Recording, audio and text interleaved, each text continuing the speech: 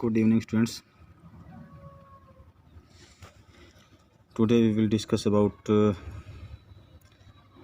components of current account balance, current account POP, balance of payments. What is the structure of current account balance? क्या इसमें include होता है? आप देखिए कि फर्स्टली एक्सपोर्ट्स ऑफ गुड्स, इसमें दो टाइप की चीज़ें होती है, एक विजिबल ट्रेड और एक इनविजिबल ट्रेड. तो invisible trade we include exports and imports of goods only. In invisible trades we include all type of services. Visible trade, in visible trade we include only goods can be seen, goods can be touched. यानी इसमें material things आती हैं, इसमें जो है non metal things आती हैं, all type of services. तो exports of goods, exports and imports of merchandise or exports and imports of visibles. Only visible things we includes. merchandise का मतलब होता है कि जो goods का ट्रेड है, trade off goods is called merchandise. Invisibles के अंदर क्या आता है? इनविजिबल्स के अंदर आता है income including all components of income from factor services. जो भी फैक्टर सर्विसेज हम प्रोवाइड करते हैं उससे जो इनकम जनरेट होती है वो इनकम जो है इनविजिबल ट्रेड का पार्ट है. Factor, all type of factor and non factor services वो इसमें इंक्लूड होती है. All type of current transfers में हम क्या लेते हैं? All type of gifts and grants, workers, remittance. ठीक है. और इस इनकम के अंदर क्या लेते हैं? Monetary transactions on account of exports and imports. जो हम जो है एक्सपोर्ट्स और इंपोर्ट्स के अकाउंट पे जो फैक्टर सर्विसेज का एक्सपोर्ट और इंपोर्ट करते हैं उससे जो हम मॉनेटरी ट्रांजैक्शन करते हैं, एक तो हम सर्विसेज प्रोवाइड करते हैं, उसके लिए हमें इनकम मिलेगी, हम इनकम रिसीव करेंगे. और जो फैक्टर सर्विसेज हम लेते हैं फॉरनर से, वो जो है वो हमारे लिए पेमेंट है. तो इस टाइप की मॉनेटरी ट्रांजैक्शंस इसमें इंक्लूड हैं. Monetary transactions on account of export and import of non factor services के एक्सपोर्ट और इंपोर्ट, ये भी एक तरह से सर्विसेज हैं. जो फिजिकल जो फैक्टर्स हैं, या ये कहें कि जो वर्कर्स अपनी सर्विसेज देते हैं, जो वर्कर्स हमें सर्विसेज देते हैं, जो मशीनरीज हैं, जो रनिंग सिचुएशन में हैं, वो फैक्टर्स हैं. और non factor services as like raw material, as like monetary help और and other resources except workers, except laborers. और उसके बाद यूनिलेटरल ट्रांसफ़र्स में हम क्या देते हैं? जो फ्री ऑफ कॉस्ट हमें गिफ्ट मिलता है, हमें उसके बदले हम किसी टाइप की सर्विसेज प्रोवाइड नहीं करते हैं. हमारे रिलेटिव्स अदर कंट्रीज़ में रहते हैं, वो हमारे लिए कोई गिफ्ट और जो है या फिर मॉनेटरी हेल्प भेजते हैं. ये यूनिलेटरल पेमेंट है, यूनिलेटरल सर्विस है. ये भी जो है नॉन फैक्टर या इनविजिबल ट्रेड के अंदर आता है.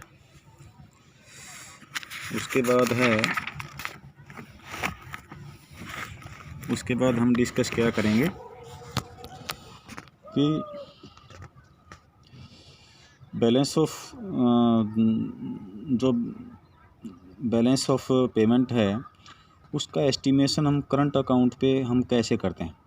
Estimation of balance related to current account. Current account के बेसिस पे हम जो है कैसे करते हैं।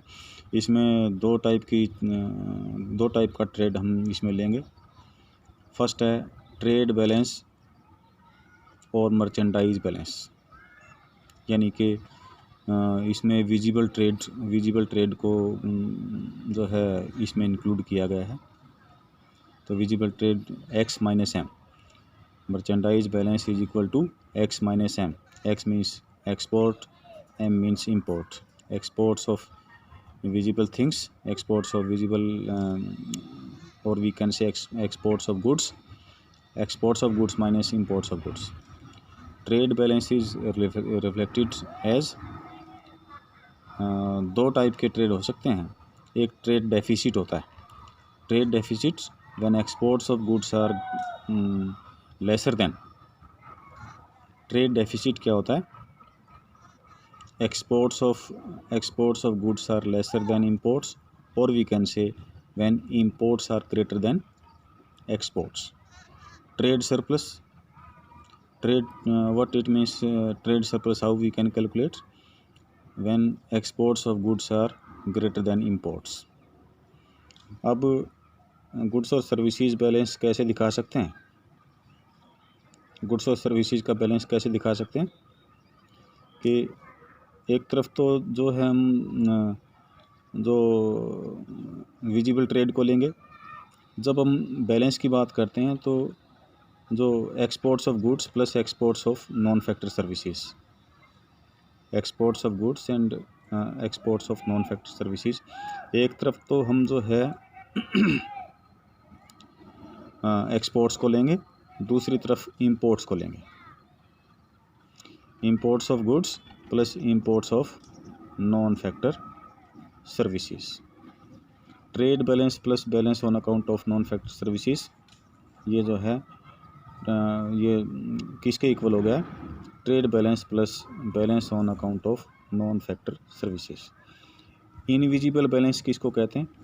कि balance on non factor services plus balance on income, यानी बैलेंस जो है ये किसके इक्वल होता है? ये जो इसमें फैक्टर सर्विसेज को इंक्लूड करते हैं प्लस करंट ट्रांसफ़र्स, यूनिलेटरल जो ट्रांसफ़र्स होते हैं उनको इसके अंदर लेंगे। उसके बाद है current account balance. Current account balance के अंदर क्या लेते हैं? Trade balance plus invisible balance, और यानी कि ट्रेड बैलेंस की जगह हम अगर इसको ये कहें कि visible balance plus invisible balance. Current account balance is equal to visible balance plus invisible balance, और we can say trade off, और we can say balance of payment on account of visible trade and balance of account on account of invisible trades. अब इसमें नीचे क्या दिया गया है? while estimating trade balance we consider goods only. जब हम ट्रेड बैलेंस की बात करते हैं उस टाइम पे गुड्स कंसीडर करते हैं। जब हम जो है हम उसकी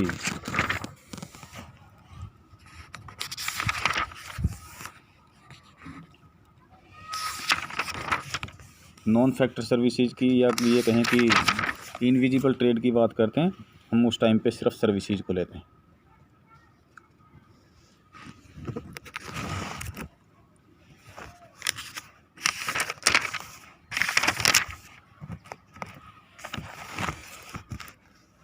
अब उसके बाद जो है कैपिटल अकाउंट की टर्न आती है कि कैपिटल अकाउंट जो है, जिस तरह की आपने करंट अकाउंट किया है, बैलेंस बीओपी का एक कंपोनेंट था करंट अकाउंट, तो दूसरा कैपिटल अकाउंट में किसको लेते हैं? इट इज़ रिकॉर्ड्स, और we can say capital account records receipts and payments of such transactions which cause an impact on asset liability, कि ऐसी ट्रांजैक्शंस को इसमें करंट अकाउंट के अंदर हमने जो है क्या कहा था कि इसमें वो ट्रांजैक्शंस, वो मॉनेटरी ट्रांजैक्शंस हम करते हैं जिसका कि जो है हमारी लायबिलिटी के ऊपर, हमारी लायबिलिटी ना तो इंक्रीज होती ना डिक्रीज होती है। लेकिन यहाँ पर जो है जो कैपिटल ट्रांजैक्शंस हैं उससे हमारी लायबिलिटीज़ में चेंज आएगा, हमारी लायबिलिटीज़ में चेंज आएगा, क्योंकि इसमें इसके जो कंपोनेंट्स हैं, इसके कंपोनेंट्स हैं फॉरेन इन्वेस्टमेंट, बोरोइंग्स। ठीक है, हम अदर कंट्रीज से, जनरल पब्लिक से अगर बोरोइंग्स करते हैं तो एक तरह से गवर्नमेंट की लायबिलिटी इंक्रीज होती है, गवर्नमेंट की लायबिलिटी जो है चेंज होगी। तो हम कह सकते हैं कि due to capital account there will change in the liabilities और एसेट्स। जब हम डिस इन्वेस्टमेंट को फॉलो करते हैं तो हमारी एसेट्स रिड्यूस होती हैं। इनकम तो इंक्रीज़ होती है लेकिन हमारी एसेट्स रिड्यूस होती हैं। इसमें क्या, लायबिलिटीज़ और assets of a country in relation to rest of world are either raised और reduced. In other words, capital account transactions lead to future claims. एक तरह से हम कह सकते हैं कि जो कैपिटल अकाउंट ट्रांजैक्शंस हैं इसमें एक तरह से हमें जो बेनिफिट मिलना है या फिर जो है हमें लॉस होना है वो इन फ्यूचर उसके रिजल्ट्स आएंगे। आज हम अदर कंट्री में फॉरेन इन्वेस्टमेंट करते हैं तो उसका आउटपुट जो है हमें इन फ्यूचर मिलेगा, हमें लॉस होगा या जो है प्रॉफिट में होंगे। ठीक है, तो इसमें फॉरेन इन्वेस्टमेंट का पार्ट भी रखा गया है। अब आगे इसमें क्या कहा गया कि confusion is sometimes raised with regard to exports and imports of capital goods. जिस तरह की कई बार क्या होता है, कई बार हमें एक कन्फ्यूज़न होता है कि कैपिटल गुड्स में एक्सपोर्ट्स और इंपोर्ट्स ऑफ कैपिटल गुड्स, कौन सी गुड्स को, कौन से जो है एक्सपोर्ट्स और इंपोर्ट्स को हम कैपिटल में माने। Like plant and machinery, should such transactions be included in capital account. क्या प्लांट्स और मशीनरी को कैपिटल अकाउंट में काउंट किया जाए या नहीं? आंसर इज नो, कि प्लांट्स और मशीनरी को कैपिटल अकाउंट में नहीं ऐड करेंगे। Let it be absolutely clear that exports and imports of all types of goods, consumer goods and capital goods, हम सिर्फ गुड्स को लेते हैं, प्लांट्स और मशीनरीज को नहीं लेते हैं। ये गुड्स का ट्रेड है, गुड्स के ट्रेड को इसके अंदर रखा गया है। तो exports all type of exports and imports of all types of goods, consumer goods और capital goods is recorded as merchandise और visible trade in current account of BOP। Exports and imports of capital goods has nothing to do with capital account of BOP। ठीक है, तो ये जो है जो current account के अंदर इन चीज़ों को नहीं लिया गया था। तो कंपोनेंट्स इसके क्या हैं, कैपिटल अकाउंट के कंपोनेंट्स कौन से हैं? बोरोइंग्स हैं, फॉरेन इन्वेस्टमेंट है। तो बोरोइंग जो है, बोरोइंग की दो टाइप्स हो सकती हैं,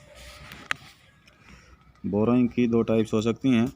एक तो हम जो है कमर्शियल पर्पज़ से, प्रोडक्टिव पर्पज़ से, कमर्शियल पर्पज़ से बोरोइंग करते हैं अदर कंट्रीज से। एक हम जो है वैसे financial help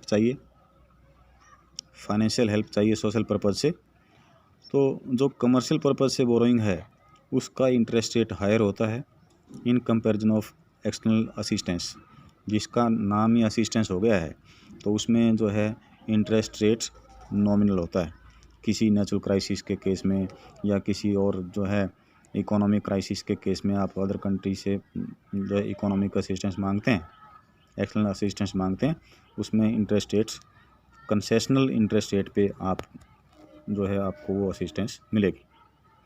borrowing from rest of world raises, अगर हम जो है अदर कंट्रीज से बोरोइंग्स लेते हैं, बोरोइंग्स को ऑप्ट करते हैं, तो उससे गवर्नमेंट की लायबिलिटीज़ इंक्रीज होती हैं, but note it carefully that it is recorded as a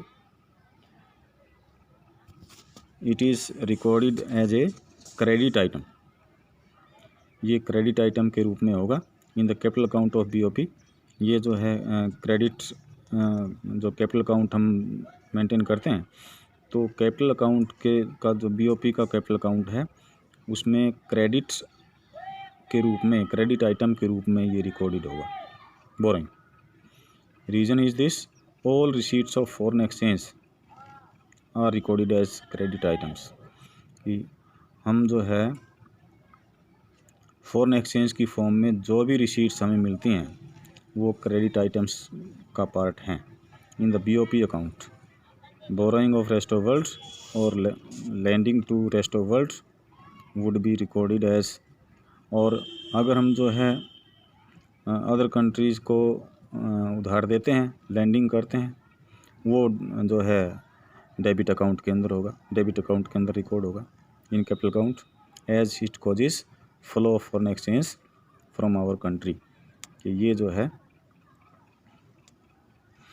foreign exchange का फ़्लो जो है कहलाएगा, it causes flow of foreign exchange from our country to the rest of world. एक तो हम गेन करते हैं, एक जो है पे करते हैं। अगर अदर कंट्री को फाइनेंशियल असिस्टेंस देते हैं तो वो डेबिट अकाउंट में, अगर अदर कंट्री से रिसीव करते हैं वो क्रेडिट अकाउंट में, क्रेडिट अकाउंट का पार्ट है। उसके बाद फॉरेन इन्वेस्टमेंट, फॉरेन इन्वेस्टमेंट के दो पार्ट्स हैं, पोर्टफोलियो इन्वेस्टमेंट और फॉरेन डायरेक्ट इन्वेस्टमेंट, एफडीआई। तो ये जो पोर्टफोलियो इन्वेस्टमेंट है ये किस टाइप का इन्वेस्टमेंट होता है, इसको एफआईआई कहते हैं, foreign institutional investment. It is investment by rest of world in shares and bonds.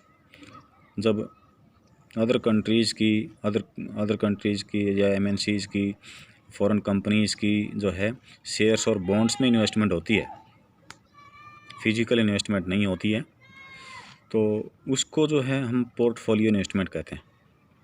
Shares में, बॉन्ड्स में फॉरेन कंपनीज इन्वेस्टमेंट करती हैं, डोमेस्टिक कंपनीज में इन्वेस्टमेंट करती हैं, उसको कहते हैं portfolio investment. FDI relates to ownership of enterprises.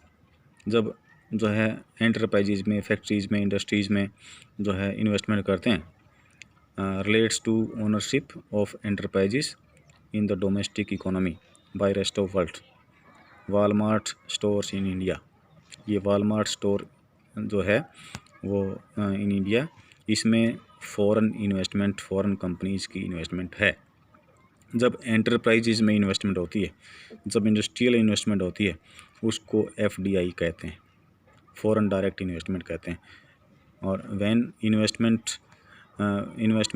In shares and bonds creates, it is the type of portfolio investment. That's all for today.